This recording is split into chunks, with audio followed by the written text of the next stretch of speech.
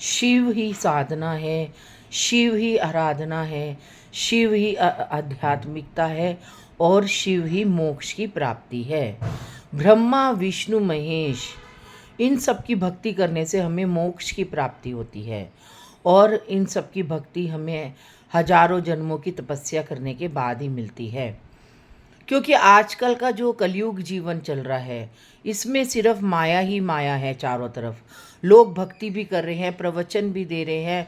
आधे से ज़्यादा लोगों को मैं देख रही हूँ कि वो प्रवचन तो दे रहे हैं, भागवत वक्ता तो बन रहे हैं, लेकिन माया में रहकर मैं एक जनों को देख रही हूँ आजकल, आश्चर्यचकित रह जा रही हूँ कि वो लाखों लाखों रुपए कमा रहे हैं और ग्लैमरस की ज़िंदगी जी रहे हैं और लोग उनको ज़्यादा वो दे रहे हैं तवज्जो। क्योंकि हमारे अंदर हम जो जीव हैं वो उनके अंदर धार्मिक प्रवृत्ति की भावना कम होती जा रही है और कलयुग की भावना माया, जहाँ पर वैभव होगा, यश होगा, आध्यात्मिकता में चारों तरफ माया ही माया होगी तो लोग उसकी तरफ ज़्यादा आकर्षित हो रहे हैं। लेकिन जो लोग सजीव सच्ची भक्ति कर रहा है, जो सच्ची आध्यात्मिकता को बता रहा है, धर्म की राह पे चलने को सिखा रहा है, मोटिवेट कर रहा है आप सबको, लेकिन तो लोग उसकी धार्मिक भावना को नहीं समझ रहे। और जो लोग अपने आप को यशस्वी मानकर, अपने आप को ग्लैमरस की दुनिया में मानकर, अपने आप को कलयुग में मानकर, माया के रूपी जाल में डालकर, वैभवता को दिखाकर, तो उसको लोग अच्छा मान रहे हैं। तो धीरे धीरे धीरे धीरे हमारा जो ये धर्म है लुप्त होता चला जाएगा। क्योंकि जो धार्मिक चीज़ें हैं वो ख़त्म होती जा रही हैं और मायावी चीज़ें वो ज़्यादा उसके ऊपर हावी होती जा रही हैं। ये मैं नहीं कह रही हूँ, आप लोग सोच रहे होंगे कि मैं अपने प्रवचन दे रही हूँ या अपने वचन, ये श्रीमद् भागवत जी कह रही हैं और श्रीमद् भगवत गीता कह रही हैं। क्योंकि जैसे जैसे कलयुग बढ़ता चला जाएगा वैसे वैसे धार्मिकता कम होती चली जाएगी, वैभवता और भौतिक वस्तुओं का जो भी धार्मिक चीज़ों में प्रवेश होगा उनके ऊपर लोग ज़्यादा आकर्षित होंगे। और जो असली भक्ति होगी, असली धार्मिकता के विषय में बताएगा, सिंपल ढंग से बताएगा, सिंपल रह के बताएगा, उसको लोग धर्महीन मानेंगे। तो ये भागवत जी में लिखा हुआ है कि जैसे जैसे कलयुग बढ़ता चला जाएगा वैसे वैसे ग्रंथों को भी लोग नहीं समझेंगे, पौराणिक चीज़ों को भी लोग नहीं समझेंगे और अपनी वैभवता में ही जिएंगे। तो हमें इन सब से बचना है। अगर आज हमें समझ आ गई कि हमें वैभवता में नहीं बचना है, अगर आज भी हमने आपको संवार लिया, तो कलयुग हमारे ऊपर हावी नहीं हो सकता। आज भी हम सतयुग वाला जीवन बना सकते हैं। अब भगवान ने देखो सतयुग बनाया, त्रेता युग बनाया, द्वापर युग बनाया, कलयुग बनाया, लेकिन जो भगवान है, परमात्मा है, वो वैसा ही है। आत्मा है वो वैसे ही है, ब्रह्मा विष्णु महेश है वो जैसे थे वैसे ही है। तो हम युग बदले तो हम जीव बदल रहे हैं। हम युग के साथ साथ जीवों की प्रवृत्ति बदल रही है। क्योंकि कलयुग इतना हावी है ना धर्म के ऊपर कि वो धर्म को अपने ऊपर से हावी होने ही नहीं देता। इसको हमें सोचना है और समझना है। भागवत में भी देखो राजा परीक्षित से ही द्वापर युग की समाप्ति हुई और कलयुग की शुरुआत हुई।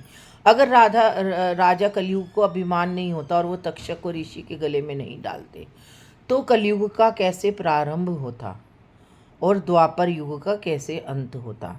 तो ये सब परमात्मा की रची हुई लीला है। परमात्मा खुद ही युग बदलता है, खुद ही जीवों के अंदर की प्रवृत्ति को बदलता है और खुद ही उनको बनाता है, खुद ही रचाता है और खुद ही उनको अपने आप मिट्टी में ढाल देता है। हम तो परमात्मा की एक कठपुतली हैं और कठपुतली की तरह जी रहे हैं। जैसे वो नचाता है हम वैसे ही नाचते हैं। हम अभिमान करते हैं हमारे ऊपर बड़ी कोठी हो, हमारे ऊपर बहुत हीरा जवाहरात हो, लेकिन हमको ये नहीं पता कि ये किसके दिए हुए हैं। ये हमें भाग्य से मिलते हैं, अपने कर्मों से मिलते हैं। लेकिन हमें एक दिन आना है तो एक दिन जाना है। हम अपने साथ कुछ नहीं लेकर जाएंगे, जैसे आए थे वैसे ही हमें जाना है। तो हम जो जीव इस चीज़ को समझ गया तो वो भौतिक आवरणों से भी बच गया। कलयुग में जियो, अच्छी ज़िंदगी जियो, अपनी जीवन शैली को अच्छा बना के जियो, खाओ पियो ऐश करो वाली ज़िंदगी भी जियो, लेकिन कलयुग को अपने ऊपर हावी मत होने दियो। आज हम जिस धर्म में हैं उस धर्म का पालन करो, गृहस्थ जीवन का पालन करो, अच्छे से सुचारू रूप से उसको चलाओ। अपने खान-पीन पे भी हमें ध्यान देना चाहिए। आजकल लोग पता कितनी तरीके की चीज़ें चल गई हैं, तो खान-पीन से भी हमारा जो दैनिक दिनचर्या है, वो भी लाभान्वित होती है। उसके ऊपर भी असर पड़ता है। तो आज जो ये कलयुग है, शिव की भक्ति है। अब मैं आपको शिव की भक्ति के साथ-साथ कलयुग के विषय को कैसे अवगत करा रही हूँ, ये मुझे नहीं पता।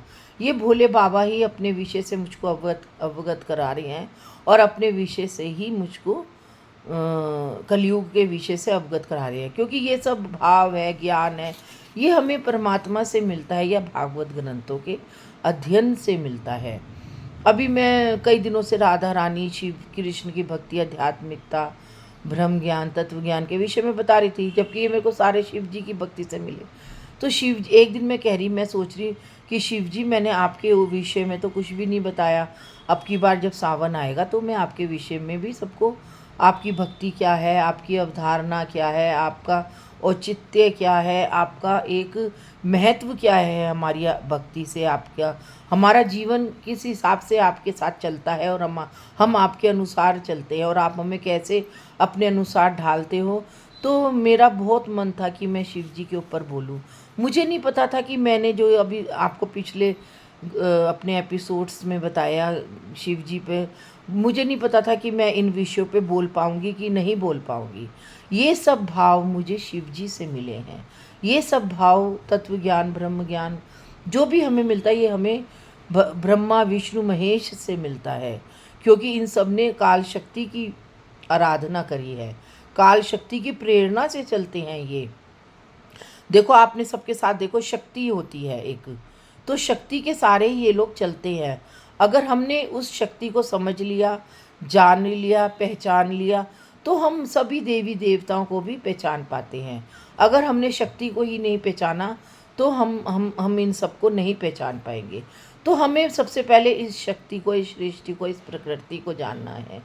तभी हम आपको इस विषय से अवगत करा सकेंगे। आज के लिए इतना ही। राधे राधे।